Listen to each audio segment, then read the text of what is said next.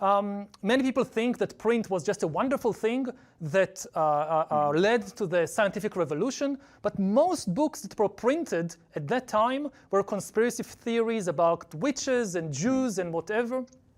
And it took time to build new institutions of trust, like newspapers, like academic publishers.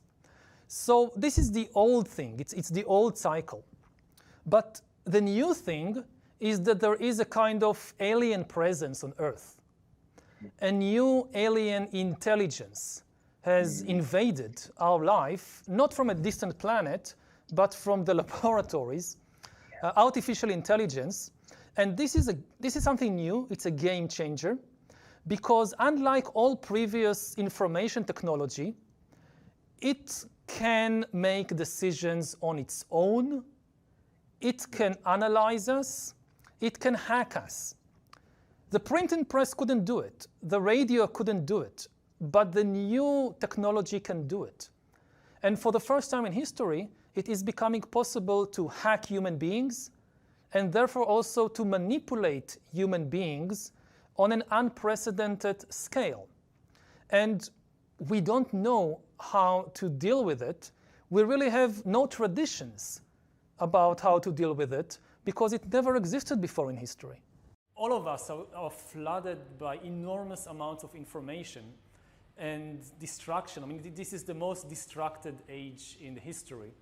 And to really understand the world all your life, you need some peace and quiet. You need some sanctuary from this enormous flood. I think the most important thing to know about living in the 21st century is that humans are now hackable animals. To hack a human being means to understand that human better than he or she understand themselves, which was never possible in history before on a massive scale. Homo sapiens is now acquiring technologies that can either destroy us or upgrade us, but will not leave us as we are.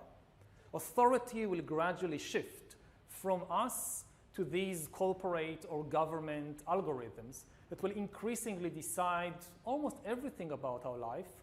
You apply to the bank to get a loan, it's an algorithm that decides. You apply to get a job, it's an algorithm. Even questions like what to study or whom to marry will increasingly be decided by these algorithms. To stay in the game, you need to get to know yourself better. You now have the biology to understand not only what I say and who I meet, but actually how I feel and what I think.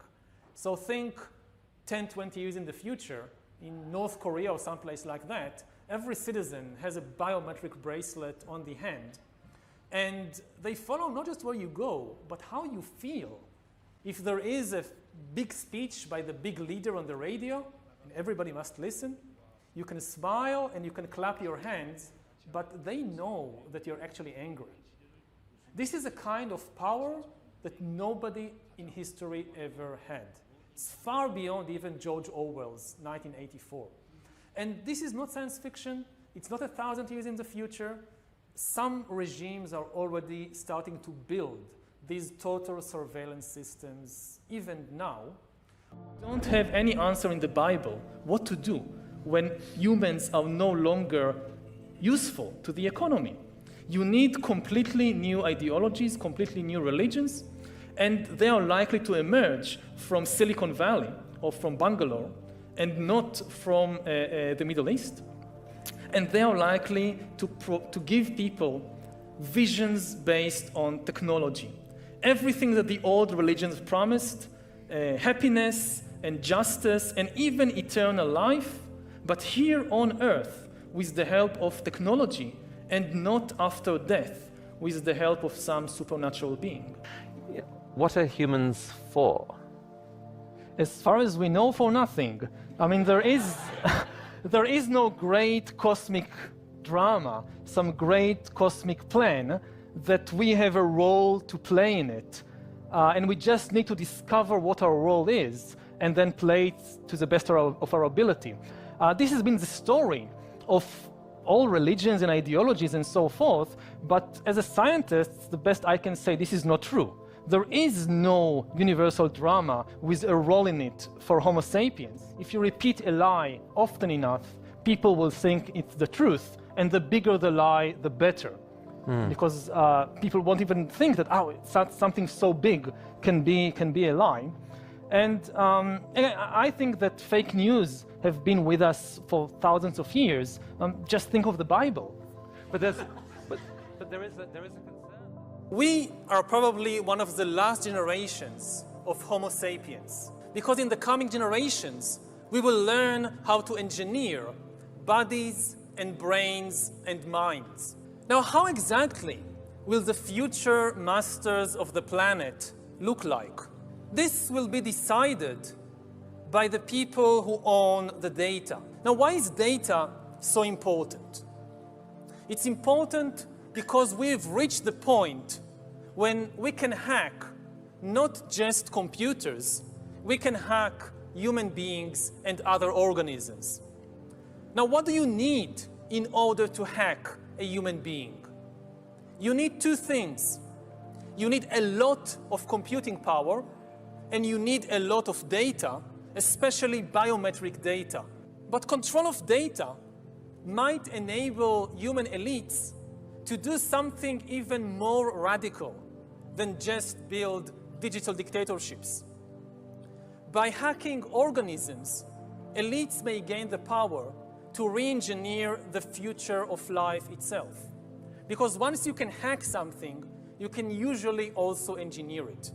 All of life, for 4 billion years, dinosaurs, amoebas, tomatoes, humans, all of life was subject to the laws of natural selection and to the laws of organic biochemistry.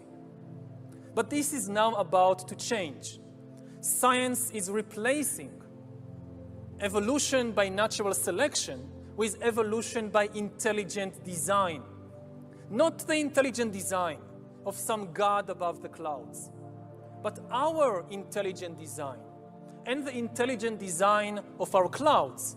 The IBM cloud, the Microsoft cloud, these are the new driving forces of evolution.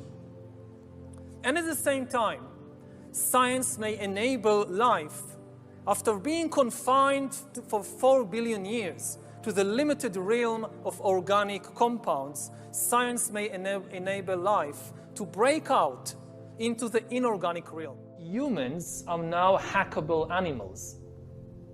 You know, the whole idea that humans have, you know, they have this soul or spirit and they have free will and nobody knows what's happening inside me. So whatever I choose, whether in the election or whether in the supermarket, this is my free will, that's over. Free will, that's over. That's over. Today, we have the technology to hack human beings on a massive scale. Yeah, I mean, everything is being digitalized. Everything is being monitored. In this time of crisis, you have to follow science. It's often said that you should never allow a good crisis to go to waste, because a crisis is an opportunity to also do good reforms that in normal times people will never agree to. But in a crisis, you see, we have no chance. So let's do it. People could look back in 100 years and identify the coronavirus epidemic as the moment when a new regime of surveillance took over, especially surveillance under the skin, which I think is maybe the most important development of the 21st century, is this ability to hack human beings, to go under the skin, collect biometric data, analyze it, and understand people better than they understand themselves. This, I believe, is maybe the most important event of the 21st century. Maybe in a couple of decades, when people look back, the thing they will remember from the COVID crisis is this is the moment when everything went digital. And if this was the moment when everything became monitored, that we agreed to be surveyed all the time, not just in authoritarian machines, but even in democracies. And maybe most importantly at all, this was the moment when surveillance started going under the skin. Because really we haven't seen anything yet. I think that the big process that's happening right now in the world is hacking human beings, the ability to hack humans, to understand deeply what's happening within you, what makes you go. For that, the most important data is not what you read and who you meet and what you buy, it's what's happening inside your body. So we had these two big revolutions, the computer science revolution, or the infotech revolution, and the revolution in the biological sciences. And they are still separate, but they are about to merge. They are merging around, I would say, the biometric sensor. It's the thing, it's the gadget, it's the technology that converts biological data into digital data that can be analyzed by computers. And having the ability to really monitor people under the skin, this is the biggest game changer of all. Previously, surveillance was mainly above the skin. Now it's going under the skin.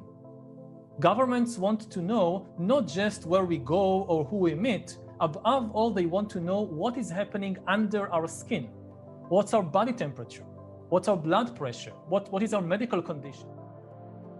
Now humans are developing even bigger powers than ever before. We are really acquiring divine powers of creation and destruction. We are really upgrading humans into gods. We are acquiring, for instance, the power to re-engineer life. All this story about Jesus rising from the dead and being the Son of God, this is fake news. You know that in recent years, we saw populist politicians undermining deliberately the trust that people have in important institutions like universities, like respectable media outlets. These populist politicians told people that, say, scientists are this small elite, disconnected from the real people. We shouldn't believe them. And you had all these conspiracy theories that climate change is just a hoax, it's not real, and that the earth is actually flat, and that vaccinations are bad for you. And this spread. But I don't think it's too late. Especially in an emergency, people can change their views very fast, and they can discover hidden reservoirs of trust. You look in this crisis, who do people trust? They trust scientists above everything else. In all countries. In Israel, they closed down the synagogues. In Iran, they closed the mosques. Churches all over the world are telling people don't come to church. The Pope is doing all these ceremonies on Zoom or YouTube. And why do they do all this? Because the scientists recommended it. Even the religious leaders have trust in the scientists. We need some kind of global loyalty and global identity. Earth will be populated or even dominated by entities that are not organic, that they don't breathe, they don't have emotions. Like the potential of AI is much, much bigger than any historical revolution. It's really a biological revolution. Then the big political and economic question of the 21st century will be, what do we need humans for? Or at least, what do we need so many humans for? Do you have an answer in the book? At present, the best guess we have is keep them happy with drugs and computer games. World government, they see it as the beginning. For the evolutionists, they see this as the beginning of a new age. For those in this world who desire financial benefit, they see this as the beginning. But transhumanism, as we read here from Revelation 13, we are going to see that transhumanism is actually the mark for us, the church, to denote the end. As soon as we see it, we go, "Come, Lord Jesus." We look up, we say we're coming to the end. Let's labor for one last hour because it's all over. But the world out there, political, social, military, economic, they all think they are about to embark on their greatest hour. What a shock they are in for.